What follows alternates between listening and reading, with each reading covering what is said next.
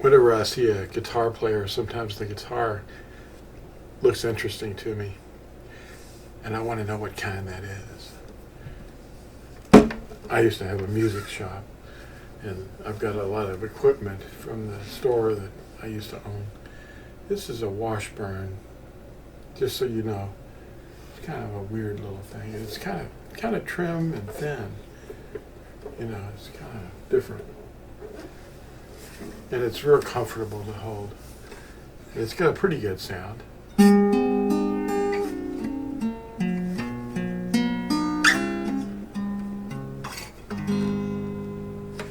I'll play that again at the end with the little kinks thrown in at the end.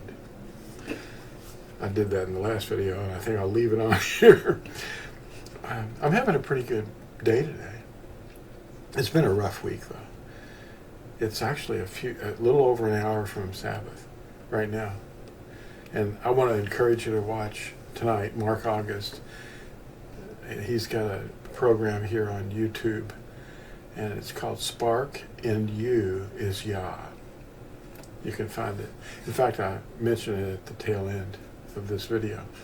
Most videos, I try to get you to watch him because he really buttons up the week for our family.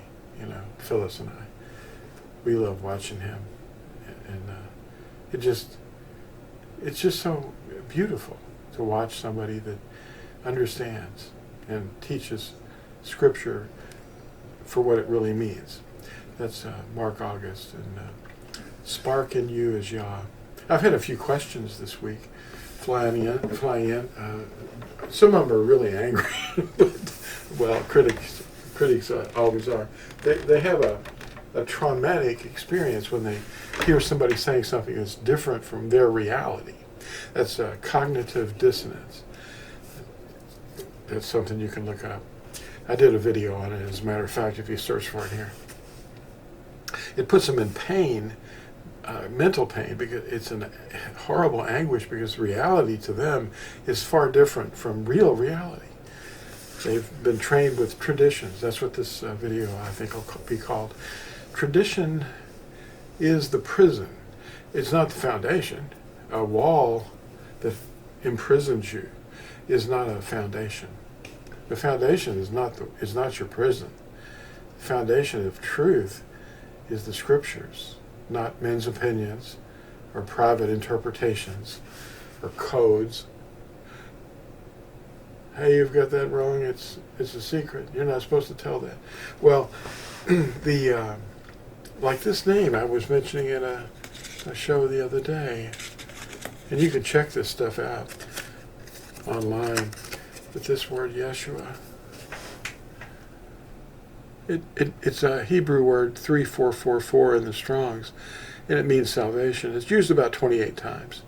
And in the real Hebrew text, or script, it's Yod, Shin, Ua, Ayin, and that's read right to left, not like we read left to right. And usually that's the name that most people use for the name of Yahusha. And that's the Aramaic script. And, this is a transliteration. In other words, the letters sound just like these. This is real Hebrew at the bottom. And they say, no, that's his name, Yeshua. No, that's the last word in Psalm 91. And there's 27 other uses for the name. It's not a name, actually, except in one place. And that's Nehemiah, chapter 8.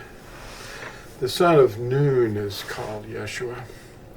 See, this is a tradition that people can't escape because their teachers have taught them that this is his name. Well, was anybody going around, was Paul arresting people because they said, Yeshua? Hey, he said Yeshua. Grab him. Well, no. That wasn't a problem at all. That word, it just means deliverer or deliverance or salvation, save, rescue, But Yahusha, okay, that's a different story. Yeah. So anyway, you can look at these words up, back this up and get the numbers. Now don't use that word Bible out loud, but that's the name of the website, Bible Hub, and look for the interlinear, and that'll help you. You can check the interlinear chapters and look at individual words and see what they're doing. Well, the words aren't doing anything. They're just words written down. Anyway, this tradition problem is a wall. Now, people are not trapped by a foundation. They're trapped by walls. And as the tradition goes through time, more traditions are packed on, and the wall gets thicker and thicker and thicker. And as new children start popping out on the wall, I guess you could say that, because they start behaving like the wall behaves. And they start looking at the wall and they say, well, this is where I came out of, these traditions. So think of the wall metaphorically as traditions. And they just keep going on and slightly modifying. Someone today told me that they were interested, they called on the phone, actually. It was a sister, not my personal blood sister, but my spiritual sister. They were calling from Florida. I don't want to give their name. That's right.